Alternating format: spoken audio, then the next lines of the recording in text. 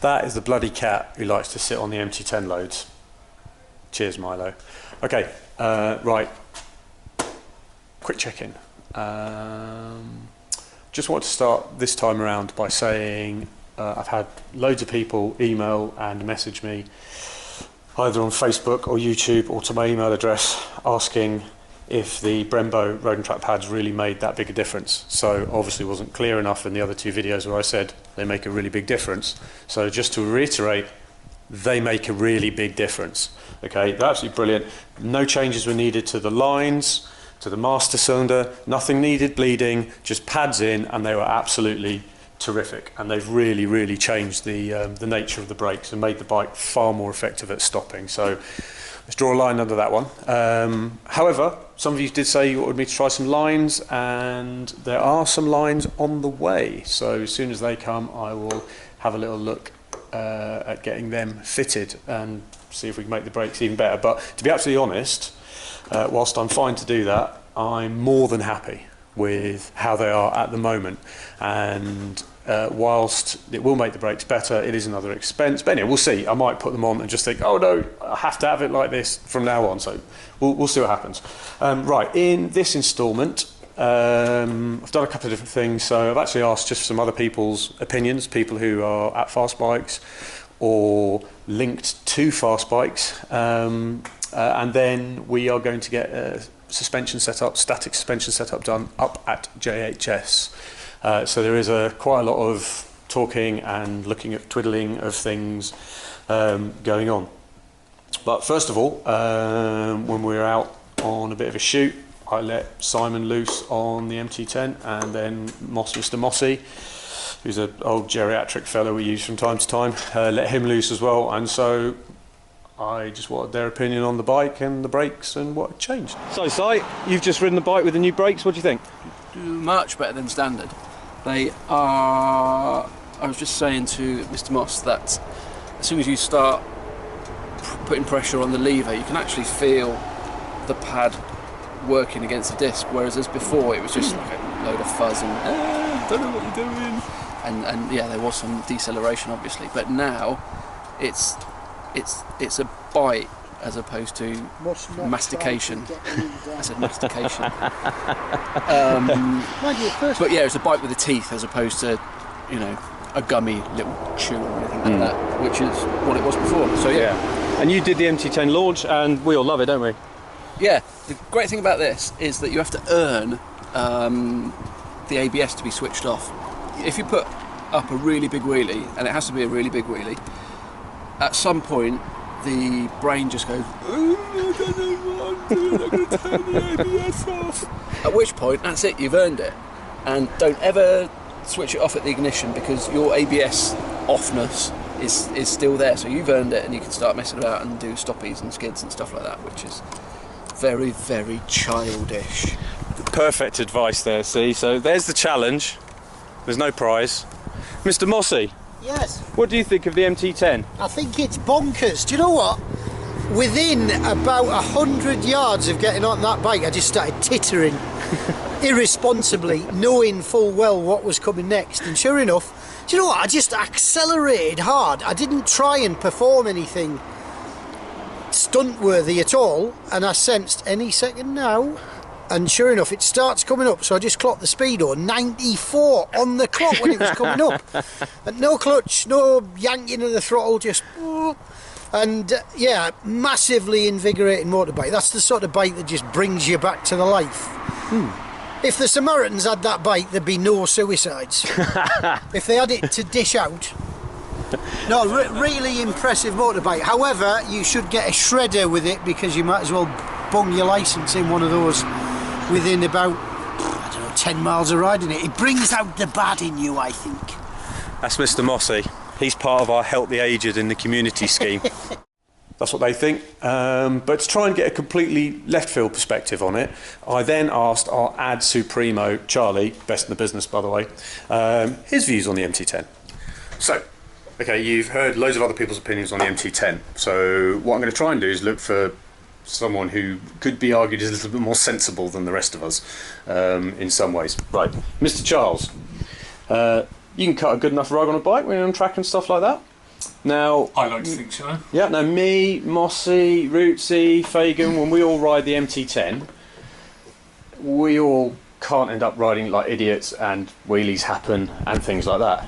Now, when you were riding it, was this the same, or were you able to control yourself?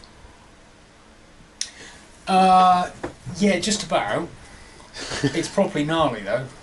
Okay, so what you mean is, when you say properly gnarly, you mean whilst you can just about stop yourself from doing it, because we know you're not a wheelie merchant, right? But you can feel it wants to do it all the time. Yeah. Right, okay. Now, as a person who isn't a wheelie merchant, is that the kind of thing that titillates or puts you off? No, it titillates. It makes it more exciting. Really? Yeah. Okay. So overall, your impression of the MT-10 is... Awesome. Cheap for what you... It's cheap for what you're actually getting. That's it. That's your expert opinion, is the MT-10 is cheap for what you're actually getting? I sell advertising. What do you want? No, I think it's an awesome piece of kit. The difference from the MT-09 that I had for like 12 months and the MT-10 is obviously massive. But you know, the MT-09, you could kind of tame it out and you could kind of do things for all things, whereas the MT-10 it's angrier, you know, it's really gnarly. But yeah, you can control it.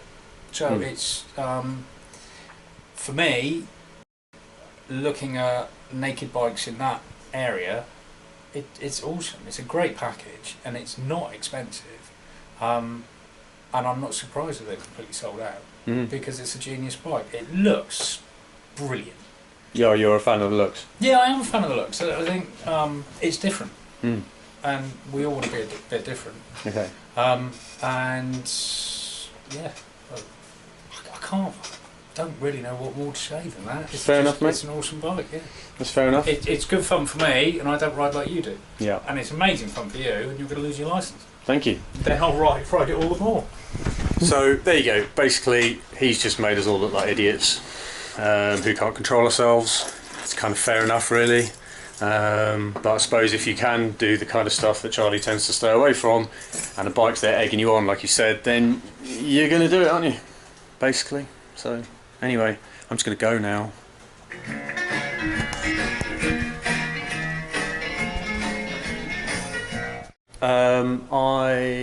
I tried to get the sound of the bike last time, changing gears. Didn't quite work out because there's this big, when you're riding it, this big whap, brab, brab, that didn't come over on the flyby video. So I got Rootsy to zip through a tunnel backwards and forwards, because while I was there I thought, oh brilliant, that sounds fantastic, so we'll be able to get it. Here it is. Yeah, that's what I'm talking about. That's what I was trying to catch the last time.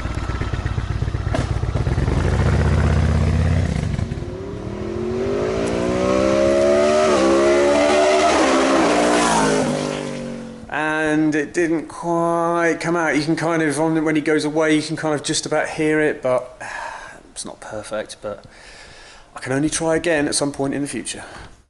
So there you have it. I'm just an idiot, as are everyone else who can't control ourselves. So it is perfectly possible to control yourself on this bike. It's just unlikely. There we go.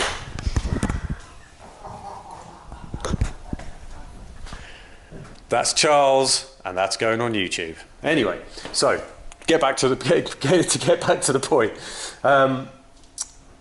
The next thing I did was a static suspension setup at JHS. So I'm going to say now this is going to be quite a long one. So there's quite a lot to watch. MT-10 owners or people just generally interested in suspension should probably find it quite interesting. But to my mate Ian, who moans when our videos are too long, I found that, mate, and I think it's yours. Right. Oh, actually, before we transfer to JHS, just one last thing. Top boxes, there's no excuse really. Rucksacks are fine. It's just a personal thing, but I can hate them. Anyway, over to JHS. Hey everyone, I've come to JHS because, as I promised in the last blog, I'm going to get this static suspension setup done.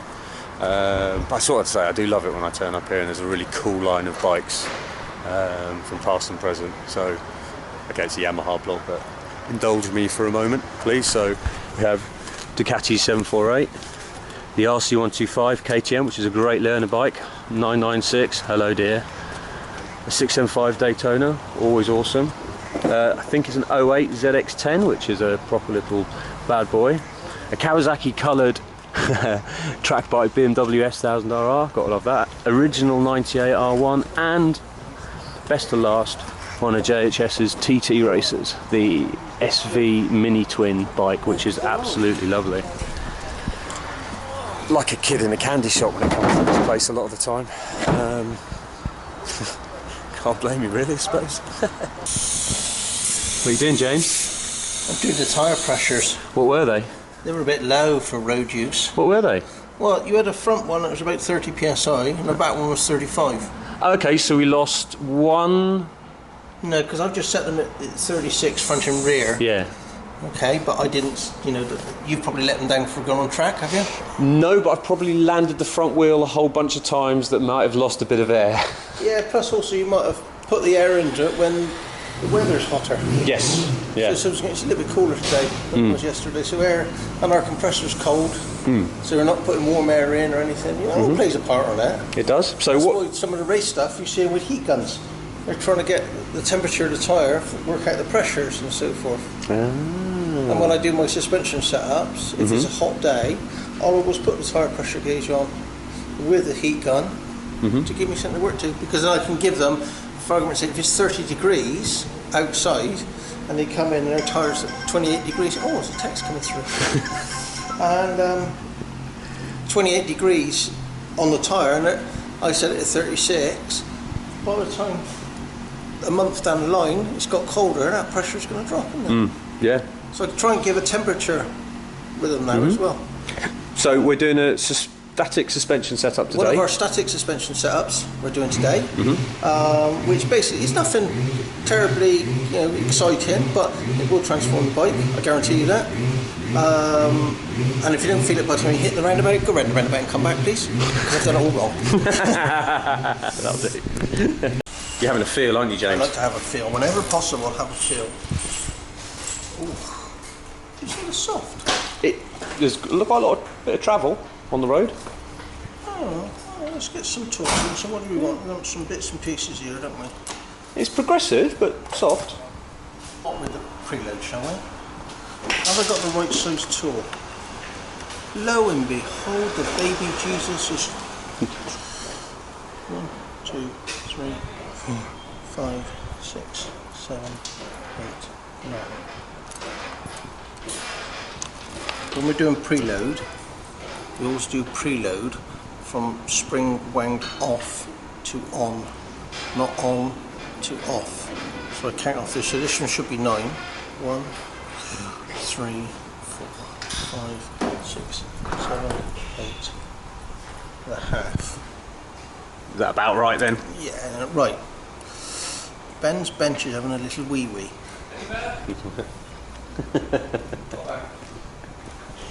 Right, so what we're going to do, 1, 2, 3, 4, 5, 6, 7, 8, 9, 10, 11, 12. See where we are at 12. Get this one at 12. 1, 2, 3, 4, 5, 6, 7, 8, 9, 10, 11, 12. So we're 12 turns on with our preload. Let's have a little feel to see what it feels.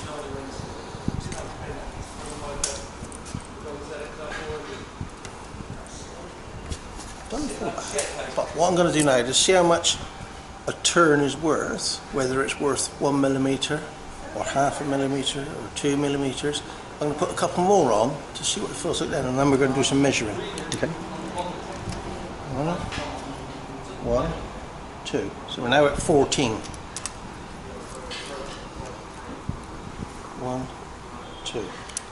Okay. So see what that feels like. Don't seem to make a lot of difference. Okay. But let's put a measurement on it. Let's get a tape measure and we'll have a measure. Okay.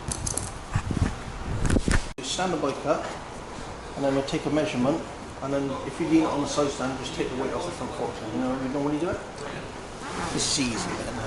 Alright, so I can't kneel down today. Okay, but we are there. Okay, lean it over, John. So what do you make that to be? Now our front preload, I set it 14 turns on.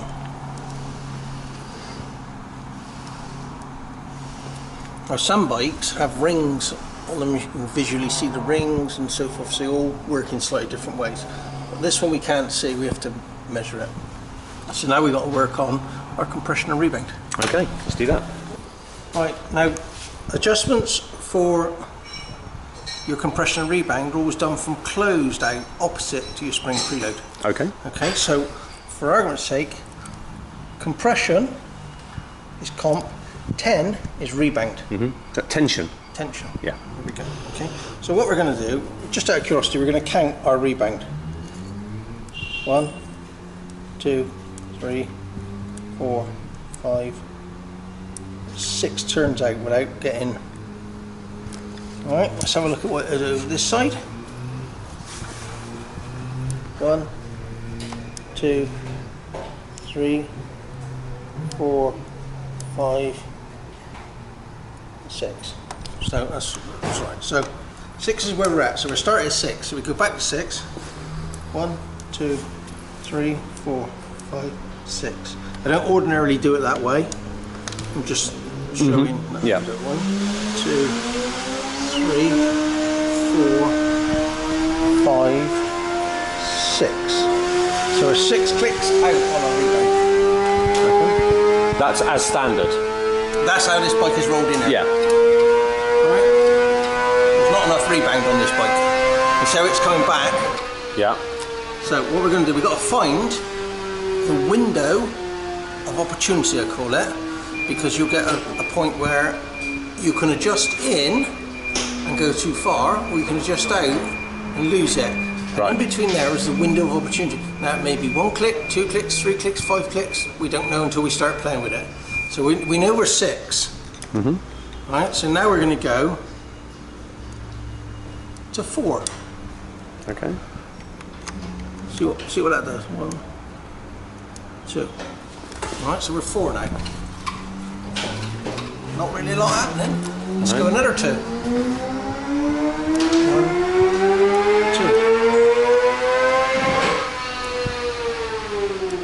2. So what are we down to now? We're down to 2. Getting a bit stiffer. Okay. Alright, but I think it's just a little bit too stiff. Right. I'm going to come to 3. And see what it feels like then.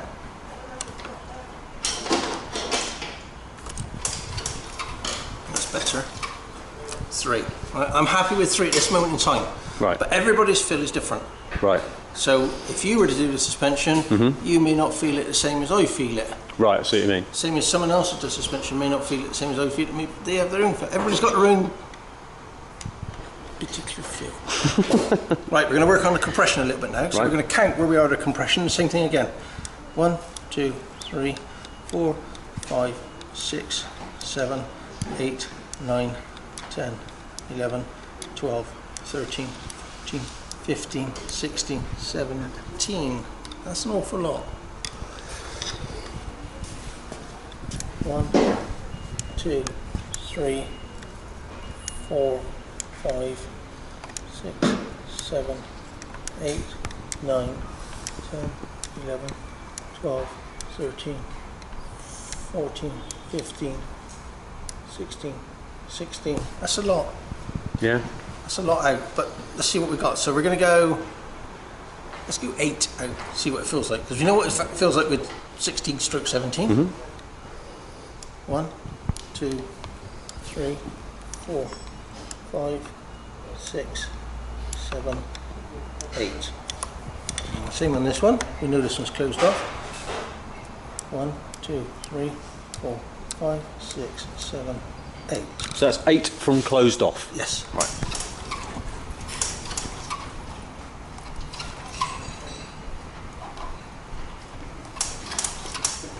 I feel it wants a little bit more. Okay. So I'm going to go to 6. Find where there's a window of opportunity is.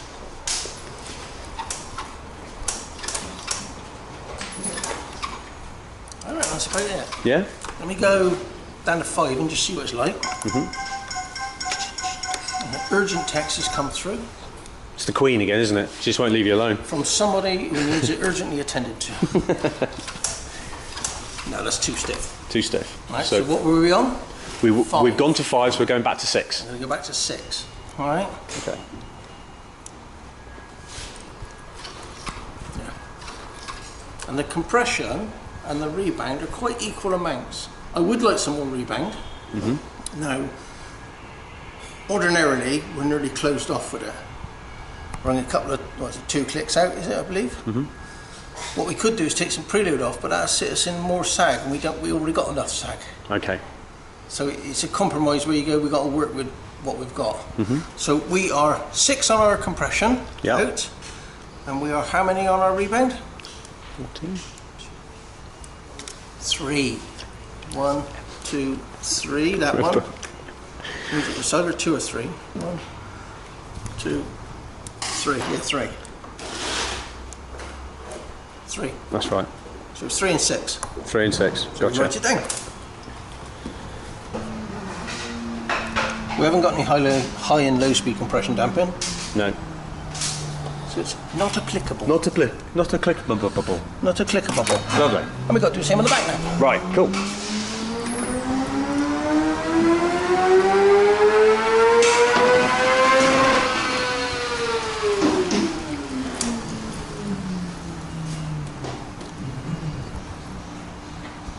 There's a lot of sag in it.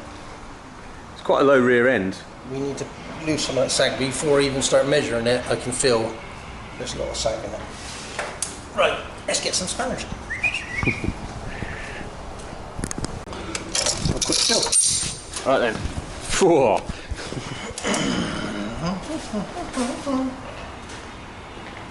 A little bit more. A little bit more.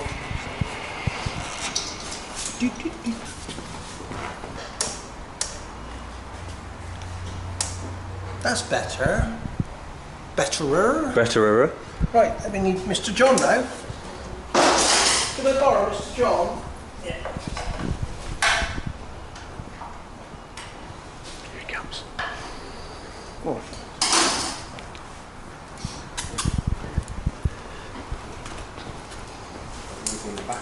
We're going to do the same as what we did before. Give it a little.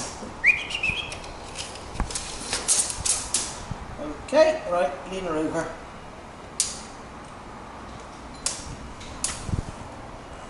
Beautiful. 15. 15. Okay. Yeah, that's 4. Right, we've got high and low speed compression on this. Oh, okay. Okay, so Which is that's quite impressive for a naked bike. this is your low speed. This is your high speed. Okay. Okay, so what we generally do, as a rule of thumb, is put the high speed in the middle, Right. right? So, Oop. oh, that slipped off there, didn't it? Yeah. Right. So we're closed out, so we're going to count it 1, 2, 3, 4, 5, 6, 6.5. 6.5. So what's that made of? 3 turns out? Probably. So again, we go from Oh, is it closed. halfway? Yes. Yeah. Yeah. Sorry. All right. 1, 2, 3.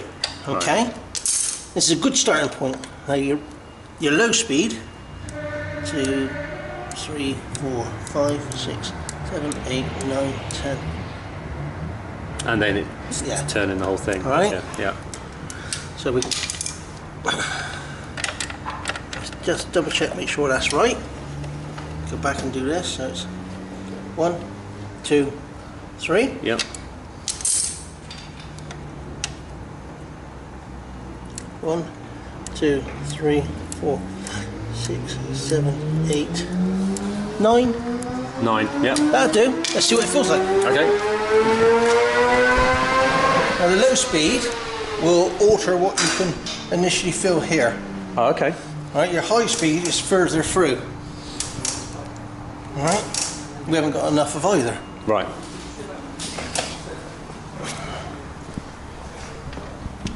So we're going to put another turn of high speed on, and we are 9, so I'm going to go in 2. On the low speed. Yeah. So we are now 2 turns out on the high speed, and 7. 7. 2 on high speed. 7. Yes, you're right. Yep. All right. So it's a little bit more composed now, and then I can feel it. It hits it quite hard, so I want to come back on the high speed. Okay. So I think half a turn will do it. There. Low speed, high speed. Yeah. Happy with that? Good transition. So we're 2.5 turns out on our high speed, and 7 clicks out on our low speed. You see the end? Ball ended. It allows me to get into here a little bit better.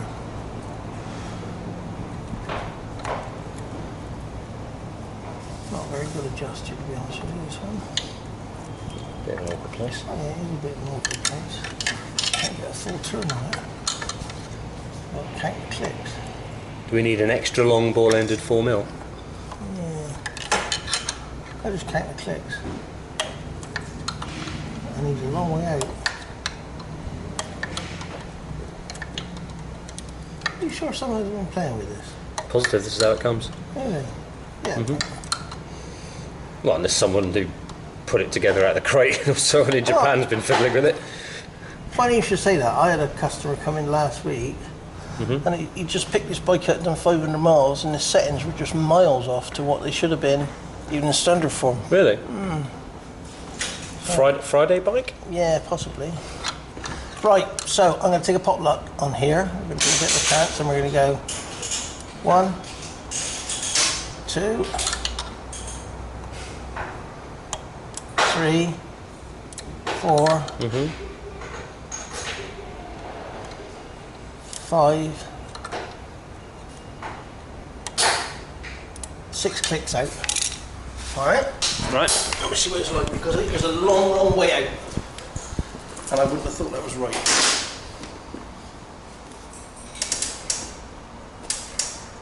Ooh. 2 more clicks on. 2 more clicks on.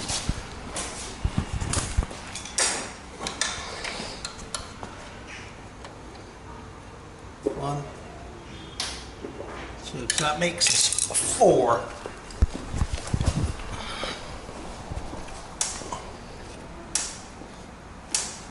Yes. So what I'm feeling for is the transition between the low speed into the high speed, but at a sudden, right, so you get a good transition through it. Okay, and I'm looking for the rebound to work in an equal amount. So the rebound isn't any less than the compression. Gotcha. So then you can control in your spring. Right. And for the same given force downwards, it comes back up the same amount. So I'm happy with that. Cool. So that's 4 on a rebound. Yep. I don't know what it was, but it was lots.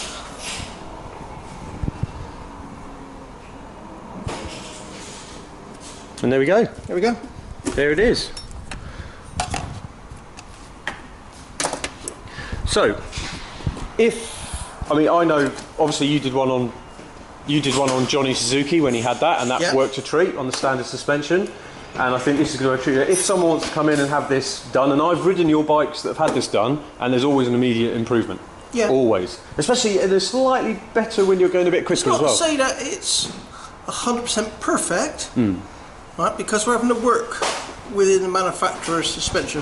Aftermarket stuff we can go a little bit deeper in, play with, and so even the OEM Olin stuff has a window of opportunity. Yeah. Okay, 'cause it's built to a price for OEM manufacturer.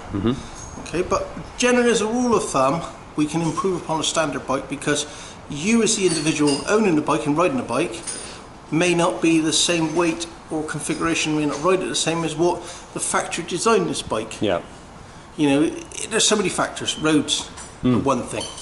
Yeah, that's very true. It's very bumpy around these ways, isn't it? Yeah. You know, our roads are terrible around here at the moment. They are awful. Yeah. So what you got to do is have an open mind with it. Yeah. I mean, some people might like it even softer or harder, but I think the important thing about doing this is getting the right base to start from.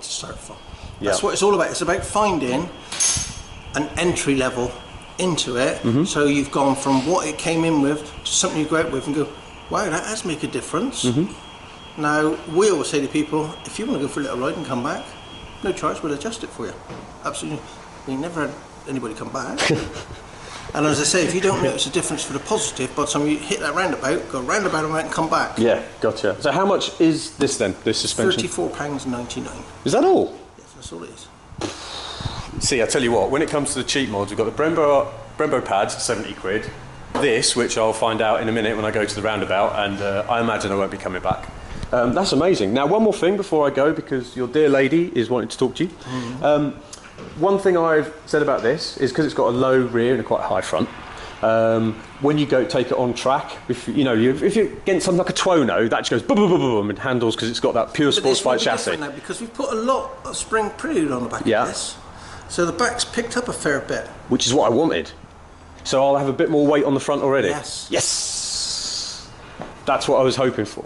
But it is. But we can, if say I come back to you and say, do you know, I just would like it to turn even quicker. We can look at make changes to do that. We can look at other stuff. We can take a bit of preload off, sit the forks a bit further into their stroke, which then steepens the front end up slightly. Yeah. There are ways and means, but there is a limitation on the OEM stuff. That's why aftermarket items are there. Yeah. So if you were going to want to take the suspension further, we would look at putting a cartridge kit into there. You know, and Öhlins is synonymous with Yamaha, and the same with the rear shock absorber. Yeah, brilliant. Putting Öhlins in there, and a complete. But it's not to say there's other manufacturers, K-Tech, Nitron. Yeah, very true. Awesome, mate. Thank you very much. That's all right. Invoices in the post. Right. I've just got back and got changed a little while ago from my first ride on the bike with James's settings when we had static suspension set up. And what I can say is, like, the brake pads transformed the braking, the static suspension setup has absolutely transformed the MT. You listen in the background, you can actually hear another Yamaha R1E type thing going. I don't know if you can tell from here, but obviously with a bit more preload and stuff, the rear's been jacked up.